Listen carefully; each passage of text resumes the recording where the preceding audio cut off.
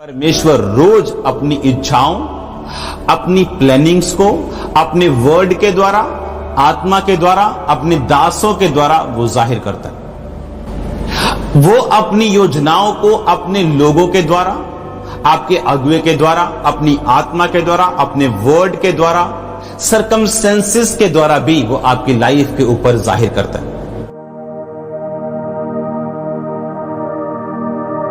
अगर आज परमेश्वर आपको सारे प्लान दे दे, आप उसके साथ टाइम बिताना बंद कर देंगे। लेकिन रोज जिस तरह से आप परमेश्वर के साथ टाइम बिताते हैं, वो अपना प्लान प्रैक्टिकली आपकी लाइफ में जाहिर करते हैं। अय्यूब की पुस्तक जो थी, बाइबल कहती ये अब्राहम के टाइम से पहले या उसके टाइम के लेवल की थी। ये सबसे अमीर था, सबसे ब्लेस्ड था, बुराई से दूर रहने वाला, खरा सीधा परमेश्वर का भय मानने वाला था, पूर्वी देशों में सबसे बड़ा था और परमेश्वर का भय मानता था, होम बलियों को चढ़ाता था, अपने बच्चों की चिंता करता था। उसको मालूम था उन्होंने परमेश्वर को पाप करके छोड़ दिया, लेकिन वो उसके लिए होम बलि चढ़ाता था। ये आपको मैं इसलिए कह रहा हूं कि आज जिस विषय में बात कर रहा हूं, जिस प्लान को होली स्पिरिट आपकी लाइफ के ऊपर जाहिर करता है, जिस चीज के ऊपर, वो है आपका कॉन्शियस, आपका विवेक। कैसे, मैं आपको बताता हूं। इस पुस्तक में जब आप देखते हैं, अय्यूब के पास कोई व्यवस्था नहीं थी। ये व्यवस्था के टाइम के पहले का है। आप जानते दाऊद 70 साल जिया, आप जानते मूसा 120 साल जिया। ये उससे पहले का है, जब आदमियों की उम्र ज्यादा थी। 200 साल इसकी उम्र थी अब्राहम की, जिस तरह 175 साल की थी। अब्राहम ने अपनी कमाई का 10वां हिस्सा दिया, जबकि उसे बाइबल के वचन नहीं मिले थे, लेकिन वो अपने कॉन्शियस, अपने विवेक से जानता था कि मुझे ये टाइथ देना है। अय्यूब के पास कोई वर्ड नहीं था कि पाप है क्या। उसके पास कोई बाइबल नहीं थी कि पाप है क्या। उसके पास कोई लिखा हुआ व्यवस्था नहीं था कि ये व्यभिचार पाप है, चोरी पाप है। लेकिन कुछ लोग बोलते हैं कि अय्यूब इसलिए ब्लेस्ड था क्योंकि अय्यूब गरीबों को देता था। No no no no no, ये सारे उसके फल थे। अय्यूब इसलिए ब्लेस्ड था क्योंकि उसने परमेश्वर से उसने ऐसा किया। नो, ये भी गलत है। अय्यूब ब्लेस्ड था क्योंकि उसका कॉन्शियस, जो उसका विवेक था, वो जीवित था। जब आपका विवेक, आपका कॉन्शियस, आपका इनर मैन, आपका अंदर वाला विवेक जीवित होता है, उस जीवित विवेक के ऊपर परमेश्वर रोज अपनी इच्छाओं, अपनी प्लानिंग्स को अपने वर्ड के द्वारा, आत्मा के द्वारा, अपने दासों के द्वारा वो जाहिर करता है। वो अपनी योजनाओं को अपने लोगों के द्वारा, आपके अगुए के द्वारा, अपनी आत्मा के द्वारा, अपने वर्ड के द्वारा, सरकमस्टेंसेस के द्वारा भी वो आपकी लाइफ के ऊपर जाहिर करता है। अय्यूब इसीलिए ब्लेस्ड था क्योंकि उसे उसके विवेक को मालूम था कि मेरे बच्चे पाप कर रहे हैं। उसके विवेक को मालूम था कि मैंने विधवाओं को देना है, मैंने परदेशियों का हाल चाल पूछना है, मैंने कंगालों की सुधि रखनी है, मैंने परमेश्वर के सामने खरा रहना है, मैंने पाप नहीं करना, मैंने शुद्ध मन का रहना है। और उसके विवेक को ये सब चीजें मालूम थी।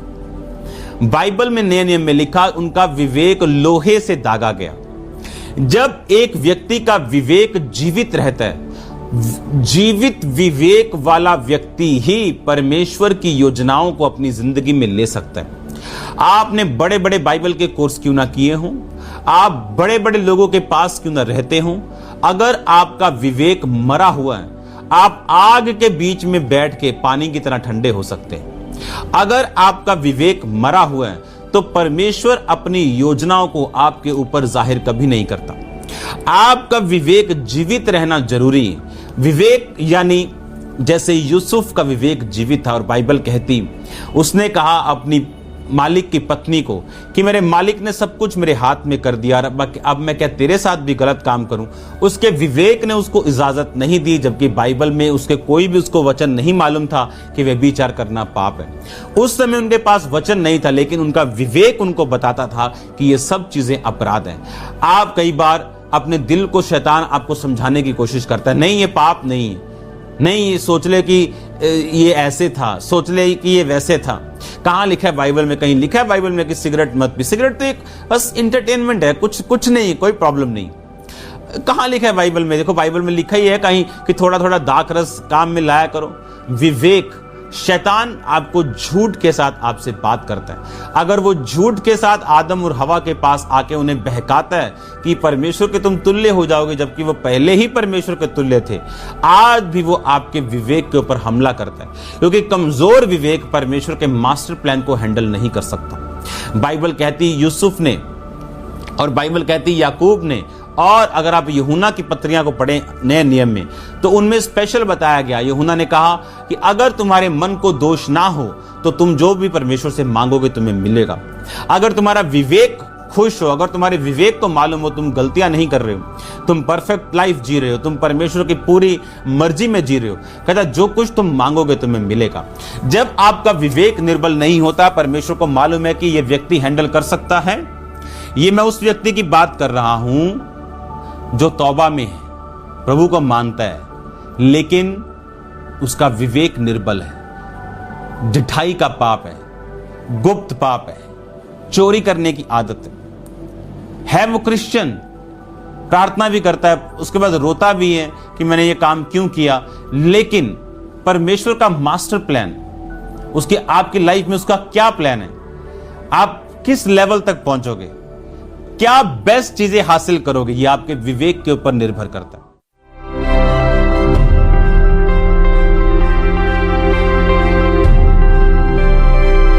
सानू ध्यान रखना चाहिए मसीह लोगों ਨੂੰ।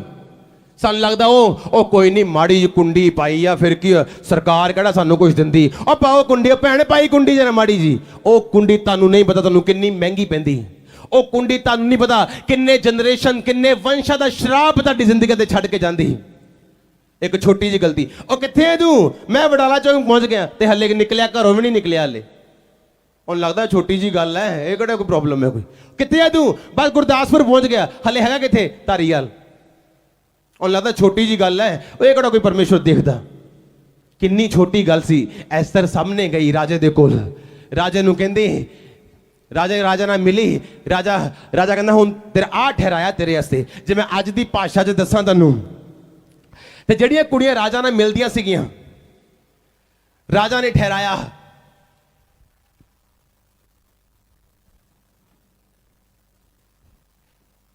ਕਿ ਜਿਹੜੀਆਂ ਕੁੜੀਆਂ ਰਾਜਾ ਨੂੰ ਮਿਲਦੀਆਂ ਸੀਗੀਆਂ ਉਹਨਾਂ ਲਈ ਕੁਝ ਗਿਫਟ ਠਹਿਰਾਏ ਹੁੰਦੇ ਸੀ। ਜਿਹੜੀਆਂ ਕੁੜੀਆਂ ਰਾਜਾ ਨੂੰ ਮਿਲਣਗੀਆਂ ਉਹ ਗਿਫਟ ਲੈ ਕੇ ਜਾਣਗੀਆਂ। ਕੀ ਗਿਫਟ ਸੀਗਾ? ਇੱਕ ਪੈਨ ਮਿਲੂਗਾ, ਇੱਕ ਕਾਪੀ ਮਿਲੂਗੀ, ਠੀਕ ਹੈ ਜੀ। ਪਰ ਜਿਹੜੀਆਂ ਕਰੈਕਟਰ ਦੀਆਂ ਔਰ ਜਿਹੜੀਆਂ ਲਾਲਚਨ ਕੁੜੀਆਂ ਹੁੰਦੀਆਂ ਸੀ, ਉਹ ਰਾਜਾ ਨੂੰ ਕਹਿੰਦੀਆਂ ਸੀ ਮੈਨੂੰ ਆਈਫੋਨ ਵੀ ਦੇ ਦਿਓ, ਹਾਂ ਦੇ ਦਿਓ ਆਈਫੋਨ। ਤੇ ਲਿਖਿਆ ਐਸਤਰ ਸਾਹਮਣੇ ਗਈ,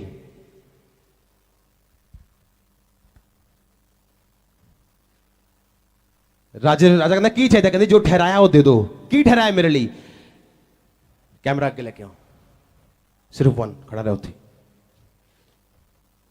ਕੀ ਠਹਿਰਾਇਆ ਮੇਰੇ ਲਈ? ਰਾਜਾ ਕਹਿੰਦਾ ਤੇਰੇ ਲਈ ਪੈਨ ਠਹਿਰਾਇਆ ਔਰ ਡਾਇਰੀ ਠਹਿਰਾਈ।